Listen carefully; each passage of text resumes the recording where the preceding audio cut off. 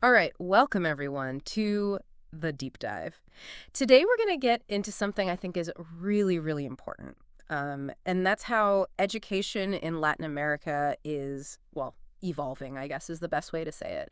As, artificial intelligence is becoming more and more part of our world. Hmm. You, our listener, want to understand the big picture without getting lost in all the tiny little, details.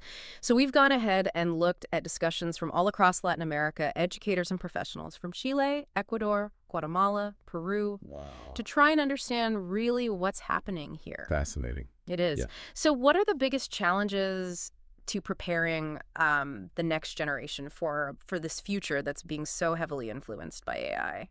Right. So it really is. I mean, hearing all of these voices, from across Latin America, it does highlight a shared sense that education is at a turning point. Yeah. There's a feeling, an underlying feeling that the way things have been done Yeah. may not be the way forward. Yeah. I mean, and one of the things that really jumped out at me was, a participant from Ecuador saying that sometimes it feels like the way we teach right now is literally from 30 years ago. Wow. 30 years. That's a long time. I know. Like, that's a long time to be doing things the same way. And that really, highlights why this is so critical right now. It's not just about having the latest technology or whatever. It's about a more fundamental approach to teaching and learning in general. And that actually connects very strongly with the idea of education bancaria that Paulo Freire talked about, which is, viewing education as depositing information into students' heads. Right.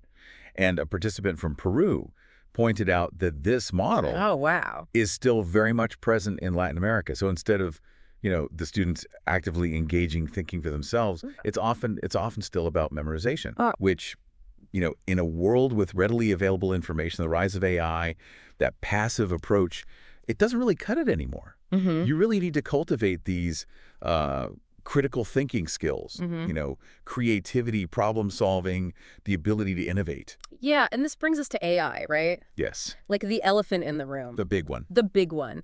And, a participant from Ecuador actually described it as overwhelming, Yeah. this kind of huge force. Yeah. But I think the key here is to not be overwhelmed. Right. It's to try and understand, well, what is AI? What value does it offer? And most importantly, how can we learn to use it effectively? Yes, and that's the interesting thing about AI and education, is that, on the one hand, it is this massive, shift that could be, overwhelming to even think about. Yeah. But then when you look closer, there's this incredible potential for AI to speed up learning in some ways. So imagine if AI could, handle some of the more repetitive tasks of gathering information. Yeah. Students could then be freed up to actually focus on truly understanding that information, applying that knowledge and tackling these more complex problems. Yeah. So it's about shifting the focus from just acquiring knowledge to actually, using it. Yeah.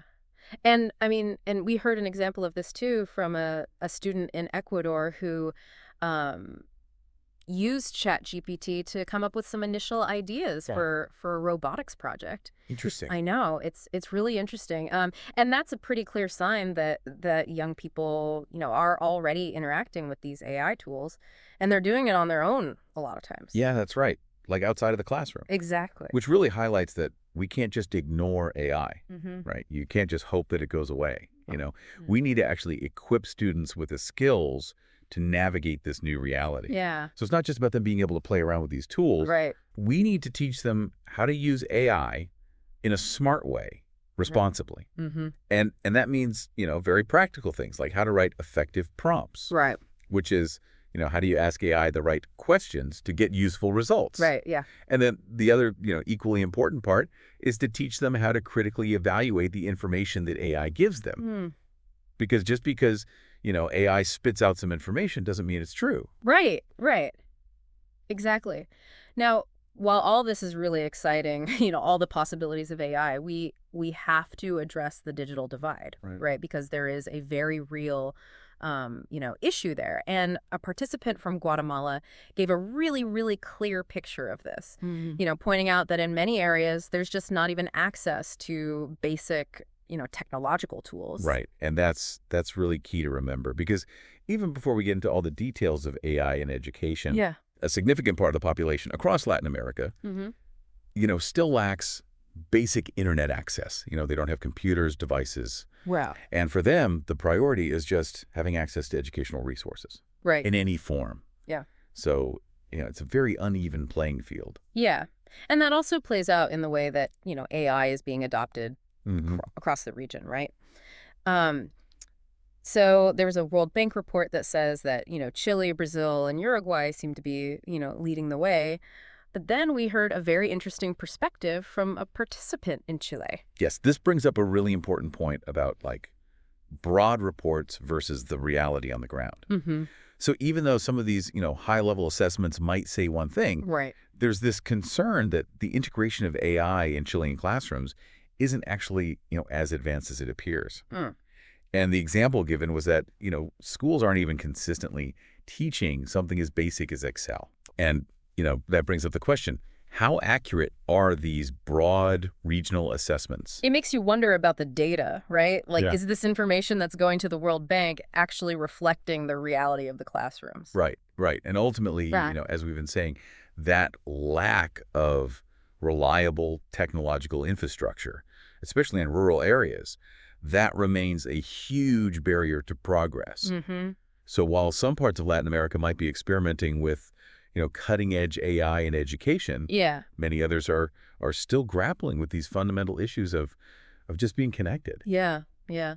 And so I guess this leads to the question then, given this complex situation, what actual skills does the next generation need? It's not just about understanding how AI works. Right. It's more than that. Absolutely. And there's this agreement that we need to move beyond a curriculum that's just focused on these traditional academic subjects, Mm-hmm. and we need to cultivate a wider range of skills. Mm-hmm. So this includes technological skills, obviously, which are Yeah. vital in an AI-driven world. Right. But it also includes, these soft skills, like the ability to understand and manage your emotions, emotional intelligence. Oh, intelligence. Yeah. And Right. a participant from Chile brought that up. Right. It was interesting. Very important. Yeah. And, we also heard about the significance of Blanda's skills, which are, interpersonal skills, collaboration skills, alongside the more technical ones. Right. So to really make AI, an effective part of teaching and learning, you need this well-rounded approach. Yeah. It's interesting. Yeah.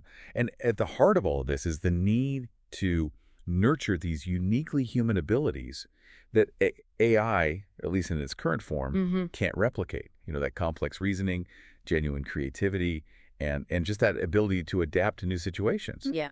Because, in a future where technology is going to continue to evolve so rapidly, Mm-hmm. the ability to think critically and learn new things, quickly, that's going to be essential.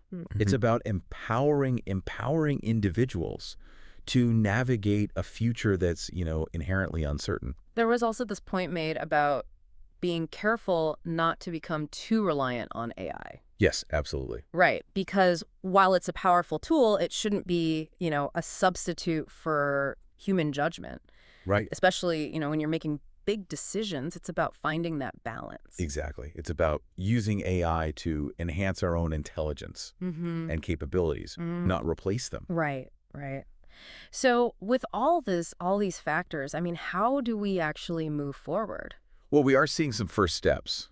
For example, there are efforts in Guatemala to train teachers Oh, really? on the basics of AI, Yeah. and even on things like, how to write effective prompts. Oh, And this kind of professional development for educators yeah. is going to be so crucial moving forward. Yeah. And it sounds like everyone agrees that this has to be a group effort.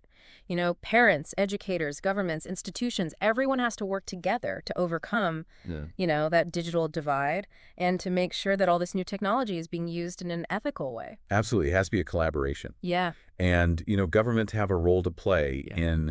in setting clear policies and guidelines for how AI should be used in education. Mm-hmm. So, that provides a framework for responsible innovation. Yeah.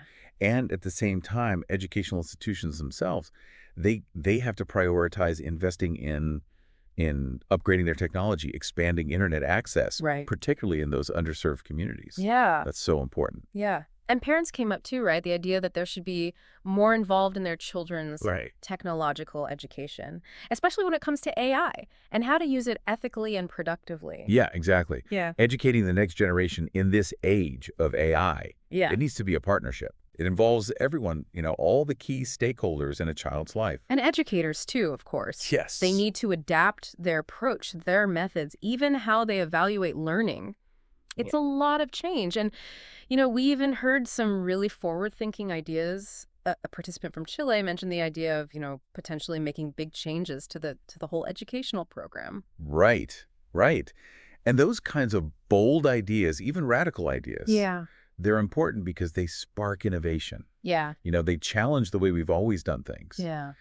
And, obviously the specifics of those kind of changes would need careful consideration. Mm. But the fact that we're discussing these things Right. highlights this sense of urgency and this need for creative solutions. Yeah. So as we wrap up this deep dive, I think a few key messages really stand out. We need to modernize education in Latin America, and that need is urgent. AI, well, it offers some incredible opportunities, but it also brings some pretty big challenges, and the digital divide continues to be a major, major hurdle. And really, preparing for the future, it's about developing a broad range of skills, Right. both technical and human. Hmm. And we need a fundamental shift in how we think about teaching and learning. What we've heard really emphasizes that this technological transformation in education, it demands a multi-pronged strategy. Mm-hmm. It's about, actively working to reduce inequality, adapting our teaching practices, and really cultivating those critical thinking skills Yeah. so that the next generation can not just use AI, but thrive in a world that's shaped by it. And with that, here's a final thought for you to consider. Given how quickly technology changes and all these different realities we see across Latin America, what single action do you believe would have the biggest impact on preparing the next generation for the future? It's something to think about. Thanks for joining us on the deep dive.